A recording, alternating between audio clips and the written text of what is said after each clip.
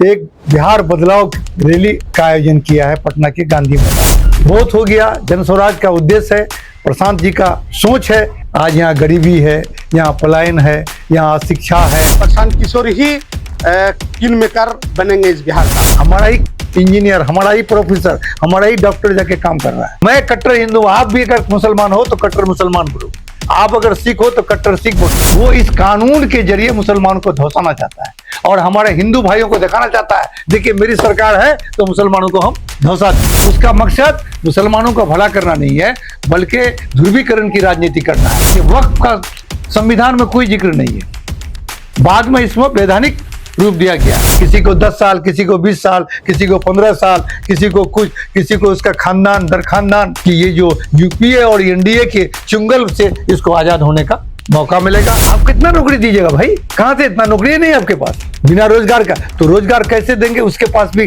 कहां से हम पैसा लेंगे? उसकी भी व्यवस्था मेरे पास है। हमारे पास मिशन तो है ही, हमारे पास विजन भी है। कॉन्फ्रेंस कर रहे हैं, किन मुद्दों पर प्रेस कॉन्फ्रेंस हो रहा है और क्या किया गया? जैसा कि आप लोग को यहाँ आने का बहुत बहुत धन्यवाद कि मेरे छोटे से इन्फॉर्मेशन में आप लोग आए। आपके चैनल का बहुत आभारी है कि आप लोग हम लोग की थोड़ी से इन्फॉर्मेशन पर आ जाते हैं, इसके लिए धन्यवाद। आज विशेष रूप से आपको बुलाने का या कष्ट देने का उद्देश्य ये था कि 11 अप्रैल 2024 को जन स्वराज, जैसा कि आप सभी जानते हैं, जिसकी स्थापना 2 अक्टूबर 2024 को हुई, एक बिहार बदलाव रैली का आयोजन किया है पटना के गांधी मैदान। उसमें बिहार के कोने कोने से लोग आ रहे हैं, सभी जिलों से, एक सभी वर्ग के लोग, जो बिहार के मौजूदा राजनीतिक परिस्थिति जो बन गई है आजादी के बाद से लेकर अब तक, जातिवाद, धर्मवाद, पूंजीवाद, बाहुबलवाद, इन सब के चपेट में आने के कारण आज आजादी के दिनों में हमारा बिहार के 10 अग्रणी राज्यों में, हम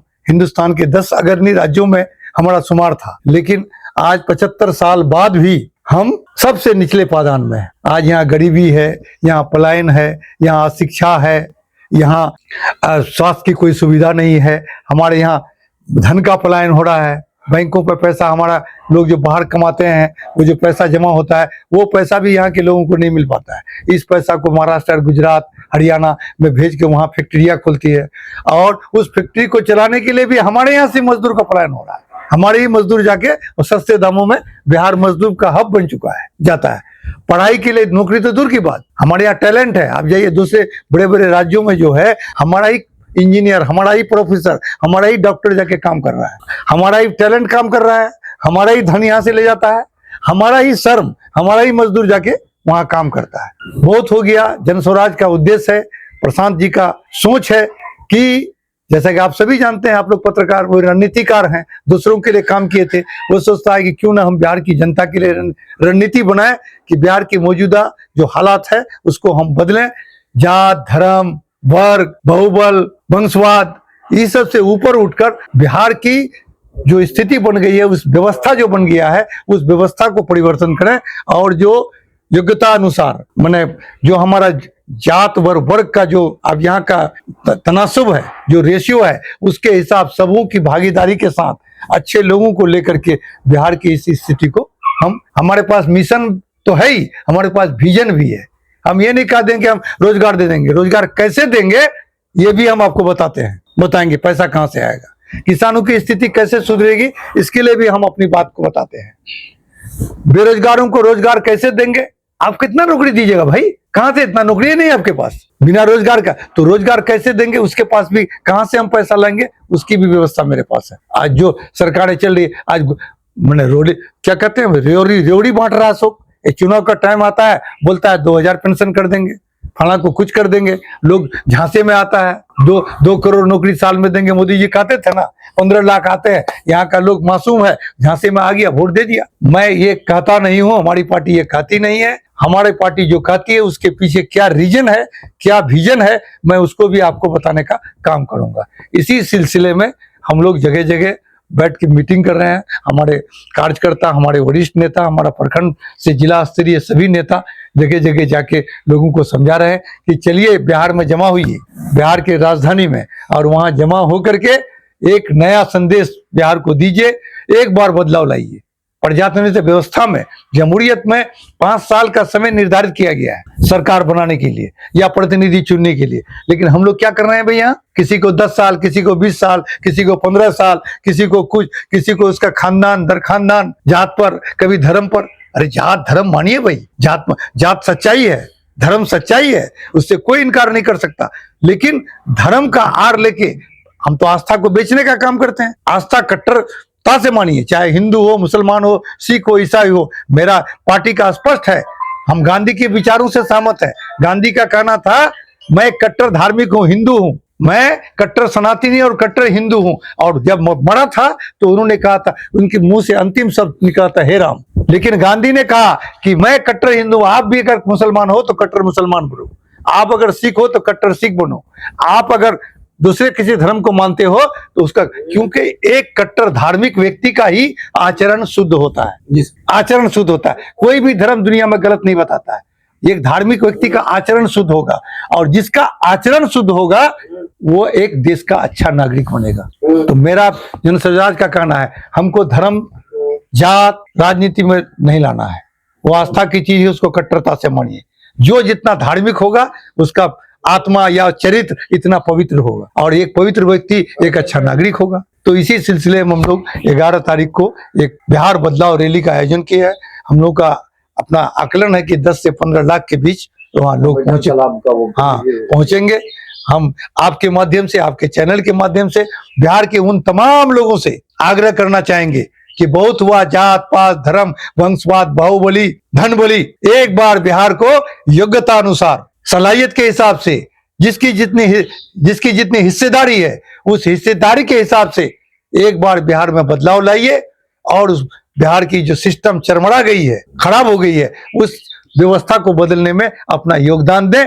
5 साल आप कोई कुछ कहते हैं, साहब Prashant Kishor B team party है, फलना है, उसका है।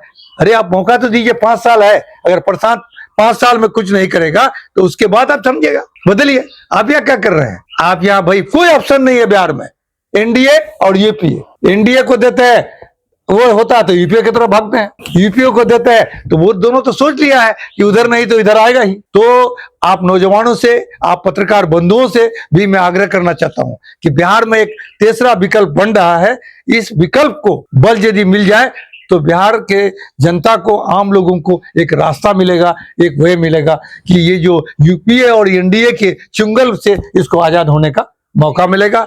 इस रैली में किशनगंज गढ़चे छोटा जिला है और राजधानी से बहुत दूर है, फिर भी हम लोगों ने टारगेट बनाया है कि हम लोग लगभग 5000 आदमी वहां पहुंचेंगे। प्रोफेसर साहब, क्या आप लोग एक्टर हैं? नो, अभी तक मैं खोला है। देखिए, राजनीति संभावनाओं का खेल है, लेकिन अभी मेरा पार्टी का सोच है, हमारे नेता प्रशांत जी का सोच है कि ये जो सारी राजनीति में गड़बड़ी आई है, ये गठबंधन की राजनीति से। जब से गठबंधन की राजनीति शुरू हुई, आप ही देखे ना बिहार में क्या हो रहा है भाई, कैसे चले गए। आज गठबंधन की राजनीति के चलते नीतीश जी घर से अच्छा काम करते थे, लालू जी मिल गए कांग्रेस से, कांग्रेस चल मिल गए लालू जी से, दिन में उसके साथ, रात में उसके साथ कोई बयान देते हैं।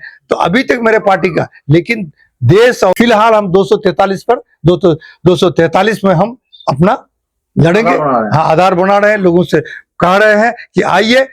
बस फर्क इतना है, आप कोई जनस्वराज कोई नई बात नहीं कर रहा है। जनस्वराज का कि आपको दलित का जितना सीट है उसको मिलना चाहिए, लेकिन उस दलित भाई में जो योग्यता रखता हो। मुसलमानों में क्या हुआ भाई, आज मुसलमान का नेता नहीं है। मुसलमान में किसको टिकट दिए साहब? वंशवाद के आधार पर खानदानी लोगों को दिए, जिसके पास पैसा था उसको दिए, जो बाहुबली था उसको दिए। वो जाके मुसलमानों को समस्याओं को ठीक ढंग से रखा नहीं। अभी वक्फ का मामला आया है, ये मुसलमानों का शुद्ध मामला है कि नहीं?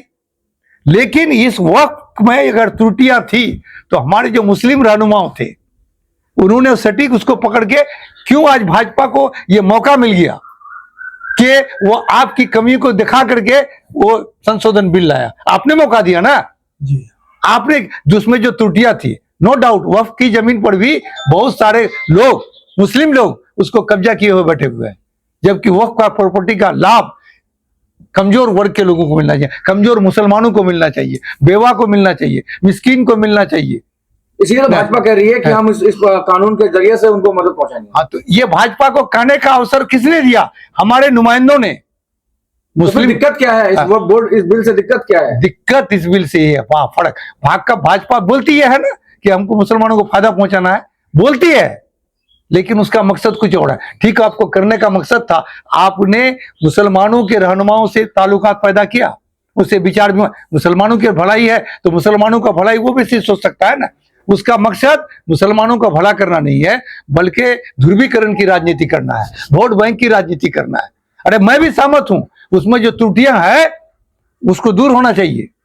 आप वहां पे क्या कर रहे हैं साहब, ट्रस्ट में आप बोलते हैं ट्रस्ट है, नो डाउट ट्रस्ट है, ये आपको एक जानकारी आप लोगों को विशेष है, लेकिन जो बता दूं फिर भी वो बोल दूं कि वक्फ का संविधान में कोई जिक्र नहीं है, बाद में इसमें वैधानिक रूप दिया गया है, कॉन्स्टिट्यूशनल है, ये संविधानिक नहीं है, सॉरी लीगल है, कॉन्स्टिट्यूशनल नहीं है। कॉन्स्टिट्यूशन में इसका उल्लेख नहीं है वक्फ का, बाद में ऐसी चीज आई है।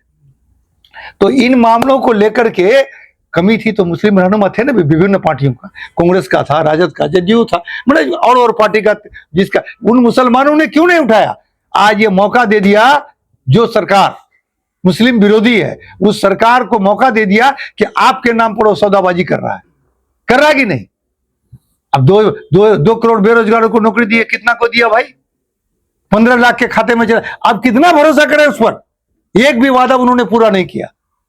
तो आप कैसे 3 तलाक क्या कर दिया, कौन मुस्लिम औरतों को मदद मिल गई साहब, जरा बता दीजिए। एनआरसी सीए क्या मतलब था भाई, आप क्यों जोड़ दिए कि मुसलमानों को छोड़कर सबको नागरिकता दी जाए। उसका मकसद मुसलमानों को धौंसाना था। और जो ये लाखों की संख्या में हिंदू शरणार्थी 71 की लड़ाई में हिंदुस्तान में आ गया था, चाहे वो बंगाल में हो, झारखंड में हो, बिहार में हो, उस कानून को बना के उसको नागरिकता देना था। अभी ये वक्फ बोर्ड का वो कुछ नहीं कर सकता है। देखिए, कानून जनता के लिए है, अगर जनता के लिए कानून उपयुक्त नहीं होगा तो जनता विद्रोह कर देती है। और भाजपा का यह औकात नहीं है कि मुसलमानों को यहां से कुछ कर दे। वो करेगा कि आपको बताते हैं, वो इस कानून के जरिए मुसलमानों को धौंसाना चाहता है और हमारे हिंदू भाइयों को दिखाना चाहता है, देखिए मेरी सरकार है तो मुसलमानों को हम धौंसा दिए। आज सिर्फ मुसलमानों की बारी नहीं है, कल सिख की बारी आएगी, परसों दिन जैन की बारी आई, अंतिम में हमारे सनातन भाइयों को आएगी। आप ट्रस्ट कहते हैं, वेलकम, वक्त ट्रस्ट है, क्या है भाई, राम मंदिर ट्रस्ट है ना, हमारा महावीर मंदिर ट्रस्ट है कि नहीं पटना में। ठीक है, ट्रस्ट का नियम है कि उसमें दलित होना चाहिए, दूसरे कौम का होना चाहिए, महिला होना चाहिए, मैं भी इत्तेफाक करता हूं। आप वक्त में भी दीजिए तो राम मंदिर ट्रस्ट में दीजिए, महावीर मंदिर में दीजिए, गुरुद्वारा प्रबंध समिति में दीजिए। आप ये पक्षपात क्यों कर रहे हैं, आपका कोई मकसद नहीं है मुसलमान को घृणित नजर से देखना है। अब दूसरी बात मैं कहता हूं, मुसलमान पीड़ित है, पीड़ित का साथ आदमी को खड़ा होना चाहिए। अब हम लोग मुसलमान क्या कर रहे हैं, मुसलमान नेता राजनीतिक रोटी सेक रहे हैं, उसको हिंदू मुसलमान का रूप दे रहे हैं। ये हिंदू मुसलमान का कतई रूप नहीं है, ये पीड़ित का, जिस पर जो पीड़ित है, जिसको सताया जा रहा है, उसके खिलाफ खड़ा होना है। इसको हिंदू मुसलमान से नहीं जोड़ा जाना चाहिए। मुसलमानों के साथ अत्याचार है, सारे देश के लोगों को जो बुद्धिजीवी है, सोच है, इसके सामने कल हिंदू ऊपर होगा, मुसलमानों को खड़ा। ये लोग राजनीतिक लोग इसको रोटी सेकने के लिए हिंदू मुसलमान का रंग दे रहा है। आप न्याय कीजिए उसको। और मैं तमाम नौजवानों से कहूंगा कि हिंदू मुसलमान का रूप न देकर के मुसलमानों के ज्यादती हुई है, उसके लिए आवाज बुलंद होना चाहिए, उसको लड़ना चाहिए। इसलिए आप लोग का सब चढ़ा है, जनसभा है, क्या कुछ कहेंगे इसको लेकर? जी, हम तो कहेंगे, आप सभी पत्रकार बंधुओं को नमस्कार। आपके चैनल के माध्यम से बता दूं कि जन स्वराज का एक विशाल विराट रैली होने जा रहा है। इससे बिहार को बदलना है। बदलेंगे कैसे, तो अपना शक्ति परीक्षण करना है। वहाँ जाकर के देखेंगे सभी लोग कि जन स्वराज एक बेहतरीन पार्टी है, जो फर्स्ट सेकंड थर्ड जैसे और सारे पार्टीज हैं उसमें एक विकल्प के रूप में सामने आया है और होप ऑफ द फ्यूचर, हमारे भविष्य के निर्माता भी हैं। जिन कमियों के चलते हम लोग मर रहे हैं, आपस में झगड़ रहे हैं, उसको दूर करने का मादा इसमें है। इसीलिए लोग लाइक करते हैं और हम सभी दल बल के साथ वहाँ पहुँचे, यही कहना था। क्या नाम है सर आपका? मेरा नाम भीम प्रसाद कर्मकार है, जन स्वराज के संगठन महासचिव के पद पर कार्यरत हूँ और भविष्य में देखता हूँ कहाँ तक ये नाव गाड़ी चलती है। चलिए। धन्यवाद। राम साहब, क्या तैयारी है आप लोग का आने वाले 11 अप्रैल में? क्या करने जा रहे हैं पटना में, क्या होना है? देखिए, सबसे पहले तो हम अपना परिचय दे देते हैं आप लोगों को। मेरा नाम मोहम्मद इकरामुल हक है और जनसुराज के युवा अध्यक्ष किशनगंज के हम हैं और जनसुराज के रूप से काम कर रहे हैं। और जो हमारे 11 अप्रैल को जो बिहार बदलाव जो रैली है, और इस रैली का हम लोग का तैयारी चल रहा है जोर शोर में। और हम लोग का सब तैयारी है कि 5 से 7 हजार आदमी लेके हम लोग अपना किशनगंज जिला से हम लोग उस रैली में जाएंगे। क्योंकि ये रैली जो है, ये रैली खाली ये प्रशांत किशोर का नहीं है, ये रैली हमारे दलित भाई का भी है और पिछड़ा का भी है, और जो दबे कुचले आदमी हैं जो ऊपर उठ के बात नहीं कर पा रहे हैं, ये सबके लिए बिहार बदलाव रैली है। क्योंकि ये बिहार बदलेगा तो भविष्य बदलेगा। आज नौजवान पढ़ लिख के देखिए जगह जगह ठोकर खा रहे हैं। तो हमारे यहाँ नौजवान कितना घूम रहे हैं, आज तक देख रहे हैं कि दूसरे जगह में जाके हमारा नौजवान नौकरी कर रहे हैं। हमारे आज जो मुख्यमंत्री है नीतीश कुमार, आज 17-18 साल से जो आज बिहार के मुखिया बने हुए हैं, तो आज बताइए कुछ एक फैक्ट्री दिखाया? सिर्फ इनके पास है आपका लेबर फैक्ट्री। अगर लेबर कोई दूसरे राज्य को चाहिए तो नीतीश कुमार से संपर्क कीजिए, आपको लेबर मिल जाएगा, बाकी कोई फैक्ट्री मिलने वाला है नहीं। क्या इस बार आप लोग जो ये विशाल जनसभा करने के बाद क्या रणनीति बन रही है? ना, रणनीति हम लोग तो पूरा 243 सीट में हमारे प्रशांत किशोर जी ऐलान किया है कि हम लोग इलेक्शन लड़ेंगे और बेहतर से बेहतर होगा। गठबंधन के कहीं विचार नहीं, अभी कहीं विचार नहीं है, लेकिन एकदम इलेक्शन लड़ना तय है। और अब देख लीजिएगा, प्रशांत किशोर ही किंग मेकर बनेंगे इस बिहार का, ये हम बता देते हैं आप लोगों को।